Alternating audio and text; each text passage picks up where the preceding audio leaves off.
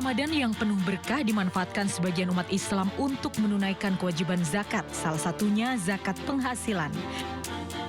Namun baru-baru ini muncul wacana banyak warga yang tidak lagi wajib bayar zakat gara-gara kenaikan harga emas. Selama ini hitungan nisab atau batas minimal harta diwajibkan zakat penghasilan setara 85 gram emas 24 karat selama 1 tahun. Jika harga emas melejit ke 3 juta rupiah per gram, maka nisab zakat penghasilan kini mencapai 255 juta rupiah. Jika merujuk hitungan tersebut, maka gaji 20 juta sebulan pun tidak lagi dikenakan wajib zakat. Isu ini menjadi perhatian serius Badan Amil Zakat Nasional atau Basnas. Dengan hitungan acuan penetapan zakat dengan emas 24 karat, jumlah pembayar zakat bisa turun drastis, sementara jumlah penerima zakat tetap tidak berkurang. Ketua Basnas Nur Ahmad menyatakan potensi zakat bahkan bisa hilang hingga 62%. Basnas tidak tinggal diam. Berkoordinasi dengan MUI dan Kementerian Agama, Basnas akan merumuskan aturan baru zakat penghasilan dengan merujuk pada harga emas 14 karat, bukan lagi emas 24 karat. Emas 14 karat memiliki kandungan emas 58%, sehingga sudah lebih dari separuh dan tetap memenuhi syarat sebagai acuan nisab. Aturan ini tengah dikebut dan ditargetkan rampung sebelum bulan Ramadan. Tim Liputan iNews melaporkan. Indonesia bagaimana seperti tadi? Teknisnya seperti yang tadi, Yang Mulia. Dijelaskan mungkin tadi. Selain tuntutan 18 tahun penjara, jaksa menuntut Kerry membayar denda sebesar 2 miliar rupiah subsidiar penjara 190 hari. JPU meminta majelis hakim agar menjatuhkan pidana tambahan kepada Kerry untuk membayar uang pengganti kerugian negara sebesar 13,4 triliun rupiah subsidiar penjara 10 tahun. Kerry diyakini bersalah melanggar pasal 603 Jungto pasal 20 huruf C KUHP Nasional, Jungto pasal 18 Undang-Undang Pemberantasan Tindak Pidana Korupsi. JPU menilai perbuatan Kerry tidak mendukung program pemerintah dalam rangka penyelenggaraan negara yang bersih dan bebas dari KKN sebagai keadaan memberatkan.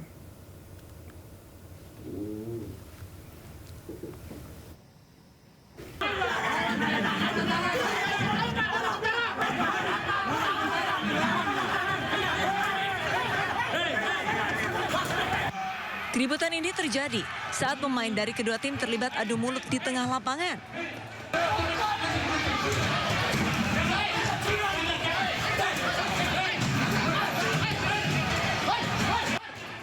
Situasi ini memanas setelah salah satu pemain dari Tanggamus Farmer Angon Saka FC melayangkan tamparan ke pemain TS Saiburai. Puncak drama terjadi di menit-menit akhir pertandingan. TS Saiburai berhasil merobek gawang Angon Saka melalui skema rebound dan kemelut di depan gawang. Namun wasit menganulir gol tersebut karena pemain TS Saiburai dianggap berada dalam posisi offside. Keputusan ini langsung memicu protes keras dari para pemain dan ofisial TS Saiburai. Situasi semakin tak terkendali ketika sejumlah penonton turun ke lapangan dan berusaha mendekati wasit serta perangkat pertandingan. Menyikapi kericuan ini, PSSI Lampung membuka ruang protes serta menyiapkan sanksi usai final Liga 4 ricuh. PSSI memberikan ruang untuk tim yang protes di dalam pertandingan sehingga sesuai statuta PSSI akan ada di talaah pertandingan tadi apakah wasit memang benar melakukan keputusannya ataupun tidak. Ya nanti kan di TC kita sudah peraturan-peraturan di Liga 4 sudah ada. Sehingga nanti ada apapun yang hal-hal yang di luar dari peraturan tentunya akan kita akan adanya sanksi. Insiden ini menambah daftar panjang catatan kerusuhan di ajang sepak bola daerah. Pihak berwenang diharapkan segera mengambil langkah tegas agar kompetisi sepak bola dapat berjalan aman dan sportif. Dari Bandar Lampung, Andres Avandi, iNews melaporkan. Tolong teman-teman. Itu cowok? Iya, cowok Pak. Aksi pencurian yang terekam CCTV ini terbilang nekat. Sejumlah orang terduga pelaku terang-terangan membawa puluhan koleksi batik tulis mewah karya Rahmat Aminadi di pameran kerajinan terbesar tanah air Inacraft 2026. Dari rekaman CCTV, pelaku berjumlah 3 orang, 2 pria dan 1 wanita membawa batik yang sudah dimasukkan di dalam karung. Pencurian koleksi batik mewah ini terjadi sehari sebelum pameran digelar di Jakarta Convention Center 3 Februari lalu. Total batik mewah yang dicuri diperkirakan senilai 1,3 miliar rupiah. Beberapa di antaranya merupakan batik pesanan pihak Istana Negara. Kehilangannya ada beberapa bahan batik, kurang lebih nilainya sekitar 1,3 miliar. Berupa bahan batik yang diambil dari stand dari batik yang mengikuti di acara Inacraft tersebut di JCC. Polisi telah mengantongi identitas para pelaku dan kini dalam pengejaran. Dari Jakarta, Rani Sanjaya, iNews melaporkan.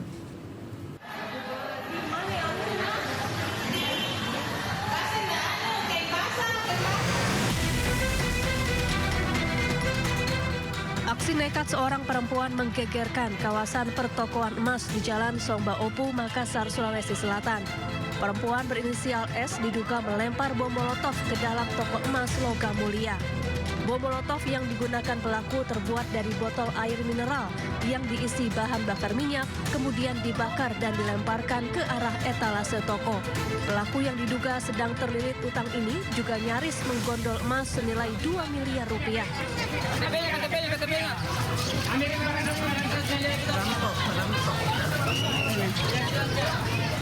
Warga dan pedagang di sekitar lokasi sigap mengamankan pelaku sebelum api membesar.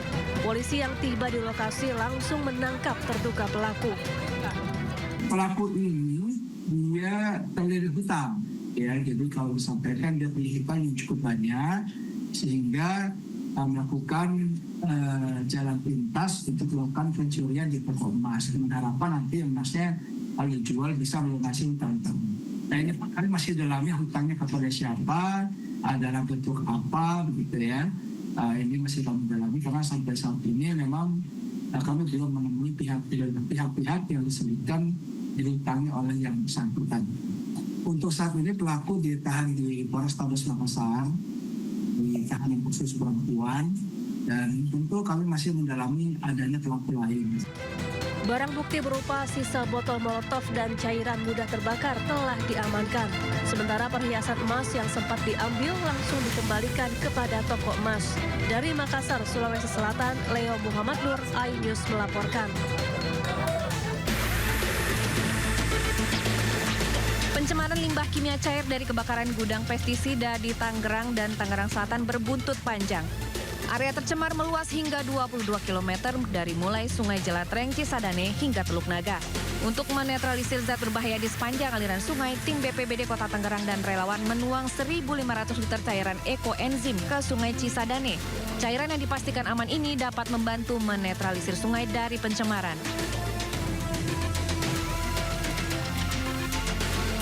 Sementara itu, tim investigasi Kementerian Lingkungan Hidup terus menyelidiki pabrik kimia cair yang mengakibatkan pencemaran sungai. Dengan menggunakan alat pelindung diri, tim KLH masuk ke dalam pabrik yang berada di kawasan industri Taman Tekno, Tangerang Selatan.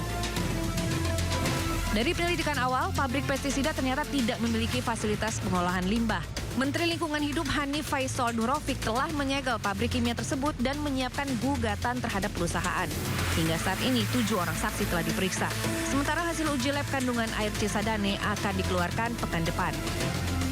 Audit lingkungan akan kita mintakan sebagai bentuk sanksi administrasi paksaan pemerintah kepada pengelola kawasan juga terhadap tenan yang menyebabkan terjadinya kasus ini.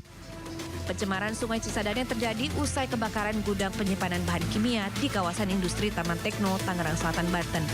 Limbah pestisida diduga mengalir ke sungai membuat sumber air baku tercemar dan ribuan ikan mati. Dari Tangerang, Banten, tim liputan iNews melaporkan.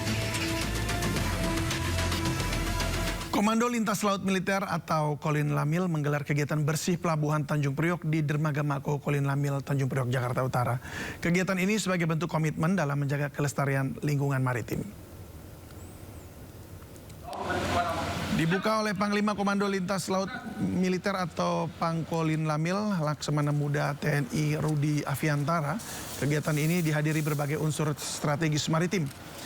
Pangkolin Lamil menekankan Program ini bukan sekedar kegiatan seremonial, tetapi langkah konkret membangun budaya peduli lingkungan. Aksi bersih-bersih ini semakin meriah dengan adanya kompetisi kebersihan antar tim. Kegiatan serupa juga dilakukan secara serentak di Satlin Lamil 2 Surabaya dan Satlin Lamil 3 Makassar.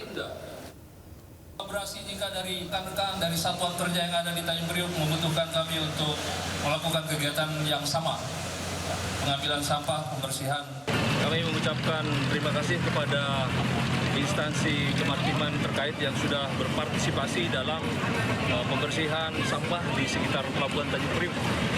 Tadi banyak peran dari instansi kemaritiman seperti KPLP, Bea Cukai, Imigrasi, Kehutanan, kemudian Pelindo, Pelni, Polair, Dek Angkair, Angkatan Darat, dan seluruh instansi yang terlibat tadi. Kami sekali lagi mengucapkan terima kasih. Tujuannya adalah sebagai tindak lanjut dari pemerintah untuk membersihkan sampah di lingkungan kita yang ada di Tanjung Priok. Awan panas Semeru dengan jarak luncur hingga 6 km pada Sabtu pagi terjadi sebanyak 3 kali dan awan panas ini mengarah ke sisi tenggara atau ke arah Besuk Kobokan. Menurut BPBD Kabupaten Lumajang, aktivitas vulkanik Gunung Semeru meningkat beberapa hari terakhir ini. Meski masih dalam radius aman dan status gunung di level 3, namun BPBD Kabupaten Lumajang menyiagakan anggotanya di jalur evakuasi untuk mengantisipasi terjadi erupsi yang lebih besar.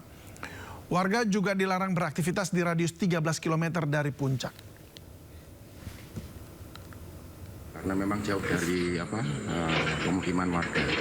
Antisipasi kita tetap standby di pos dan memasang dengan memasang sirine apabila terjadi ATK luncurannya jauh, kita nyalakan sirine, pasukan standby di jalur evakuasi untuk membantu warga ketika terjadi letusan yang eskalasinya besar.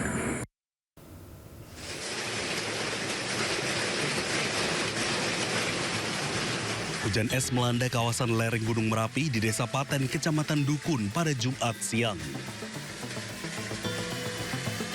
Dari video amatir milik warga, hujan es sebesar kerikil berjatuhan dari langit. Menurut Sutarno, Kepala Desa Paten, menuturkan sebelum terjadi hujan es terlebih dahulu hujan deras disertai angin kencang. Ada 5 titik yang tersebar di 2 kecamatan, yakni Kecamatan Dukun dan Sawangan yang dilanda hujan es. Sampai saat ini informasi yang kita terima dan hasil kaji cepat dari tim reaksi cepat kita belum melaporkan tentang kerugian. Dan harapan kami dengan hujan yang begitu lebat, kami berharap masyarakat untuk selalu waspada dan siaga. Meski belum ada laporan kerusakan, namun pihak BPBD setempat masih terus melakukan pemantauan di wilayah yang dilanda hujan es. Dari Magelang, Jawa Tengah, Puji Hartono, iNews melaporkan.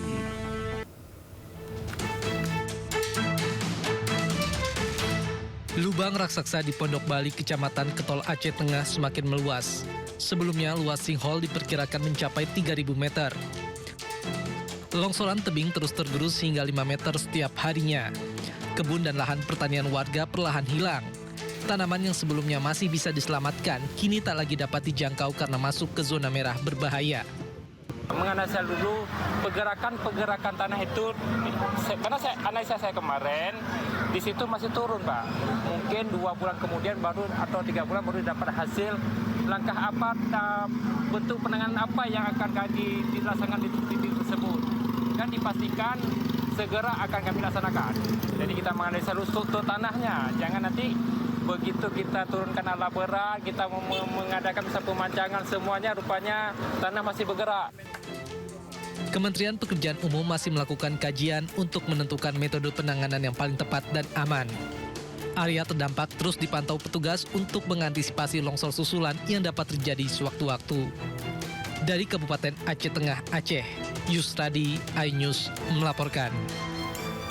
Kami tentunya sudah memerintahkan untuk jajaran kita yang ada di sana untuk melakukan pengejaran dan pendalaman karena identitasnya kita juga sudah memiliki gambaran, sehingga kemudian bagaimana menuntaskan dan kita minta peristiwa-peristiwa yang terjadi beberapa hari ini,